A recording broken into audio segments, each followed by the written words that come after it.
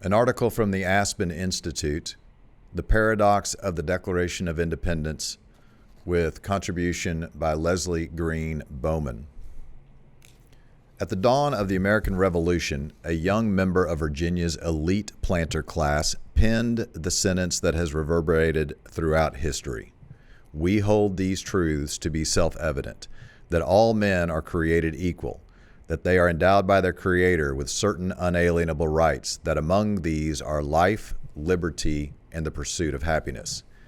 For 240 years, the ideas Thomas Jefferson expressed in the Declaration of Independence have ignited imaginations, inspired song and verse, and aroused political campaigns, social movements, and revolutions around the world. Let freedom ring. God bless America. We shall overcome. But for America's black population, freedom didn't ring in 1776. It would take 87 years and a bloody civil war for most African Americans to gain their unalienable rights, and another 100 years of courageous protest before those rights could be fully exercised. That duality played out across the country and on Jefferson's plantations. Of the 607 men, women, and children Jefferson owned throughout his life, only 10 were freed on or before his death, at which time approximately 130 individuals had to be sold, along with Monticello, to account for his debts. Jefferson's notion of liberty, while visionary for his time, did not extend to all people. Yet many enslaved individuals knew of his stirring words and were inspired by the Declaration's proclamation of equality. What should every American know about the paradox of the Declaration of Independence? The Aspen Institute, Citizenship and American Identity Programs, What Every American Should Know, initiative crowdsources ideas from a wide range of Americans into top 10 lists about what all Americans should know in order to be aware, effective, and engaged citizens. The goal of this project is to spark creative conversation about who we are as a nation today and how we want to tell that story. Below, Leslie Green Bowman, President and CEO of the Thomas Jefferson Foundation at Monticello, shares what she, together with Foundation scholars and staff, thinks every American should know about the paradox of the Declaration of Independence, how it might have influenced Monticello's enslaved families, future generations of African Americans, and freedom-seeking people around the world. 1. The fight for freedom's promise. Jefferson's words left an indelible imprint of freedom's promise on Monticello's enslaved families and their descendants, many of whom pursued equality and racial justice for their people. 2 examples. Peter Fawcett was born a slave at Monticello and settled in Ohio after his monumented family purchased his freedom. As a free man, Fawcett became a church pastor and an Underground Railroad conductor, bravely guiding his brethren to liberty. William Monroe Trotter, a descendant of Elizabeth Hemings, enslaved at Monticello, founded the Boston Guardian newspaper, helped found the Niagara Movement, precursor to the NAACP, and vociferously challenged President Woodrow Wilson's segregationist policies. 2. Challenging slavery. In early America, enslaved people struggled for their independence in small but significant ways every day.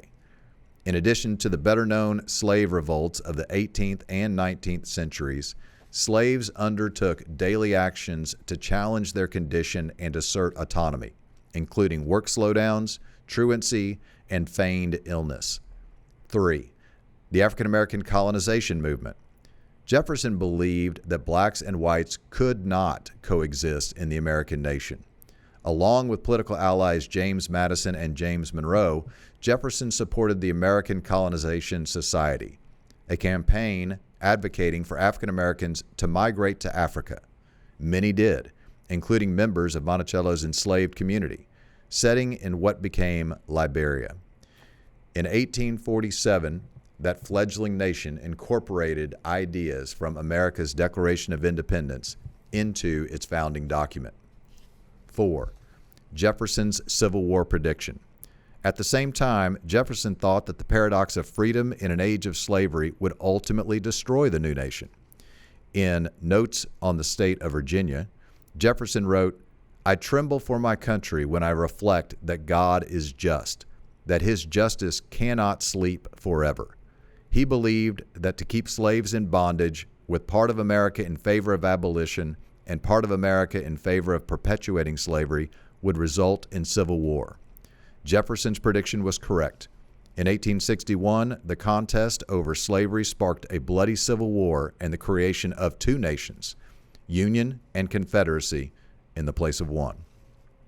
5. Frederick Douglass's Independence Day speech. In his 1850 Independence Day speech, Frederick Douglass, the great abolitionist and former slave, invoked the Declaration's principles to excoriate America for the hypocrisy of its founding. What to the American slave is your 4th of July? I answer, a day that reveals to him more than any other days in the year the gross injustice and cruelty to which he is a constant victim. Yet Douglass also found hope in those principles. While drawing encouragement from the Declaration of Independence, the great principles it contains, and the genius of American institutions, he said, my spirit is also cheered by the obvious tendencies of the age. 6. Martin Luther King Jr.'s I Have a Dream speech. In his famous I Have a Dream speech delivered in 1963 from the steps of the Lincoln Memorial, Martin Luther King Jr. also drew upon the Declaration's promise to advance civil rights. Borrowing from the sage of Monticello, King shared his vision for America. I have a dream that one day this nation will rise up, live out the true meaning of its creed. We hold these truths to be self-evident that all men are created equal. Dr. King's call was answered on July 2, 1964, when President Lyndon B. Johnson signed the Civil Rights Act outlawing racial discrimination in the United States. 7. The Black Panther Party. In 1966, the Black Panther Party was founded in Oakland, California, to advocate for the constitutional rights of Black Americans, rallying around a 10-point program that referred back to Jefferson's words. The program, a call to action for party members, closed with a modified version of the Declaration of Independence's most famous paragraph. We hold these truths to be self-evident, that all men are created equal. It is their right, it is their duty to throw off such government and to provide new guards for their future security. 8. Women's rights and the Seneca Falls Convention. Another population who could not fully enjoy the liberties outlined in 1776, women, drew upon the words of the Declaration of Independence to advance their social, civil, and religious rights at the Seneca Falls Convention in 1848. Drafted by suffragist Elizabeth Cady Stanton, the Declaration of Sentiments, following the structure of the original Declaration of Independence, was read and debated at the Seneca Falls Convention. The document called for equality with men before the law, in education and employment. It was signed by 68 women and 32 men on July 20, 1848. 9. The global impact of the Declaration of Independence. Beyond American borders, the ideas expressed in the Declaration of Independence have been echoed in hundreds of like declarations around the globe.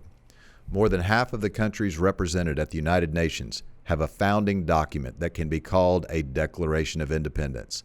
From Venezuela, Armenia, and the Republic of Ireland to Yugoslavia, Korea, and even Haiti, the only nation born out of a slave revolt. 10.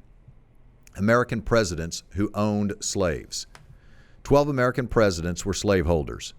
However, thanks to Jefferson's copious record-keeping, we know more about plantation life at Monticello and its enslaved community than can be known about the vast majority of early American historical sites. For more than 50 years, the Thomas Jefferson Foundation has been working to add a critical human dimension to the study of slavery through documentary research, ongoing archaeology, and a groundbreaking oral history project, Getting Word. Since 1993, the Foundation has conducted almost 200 interviews with descendants of Monticello's enslaved families. Ultimately, Jefferson's most enduring legacy is not what he intended the Declaration of Independence to mean, but how succeeding generations have drawn inspiration from its words. History has proven that the prospect of equality and human freedom, life, liberty, and the pursuit of happiness belongs to all people in all ages. The editors wish to thank the Aspen Institute, and all rights are reserved by the Aspen Institute.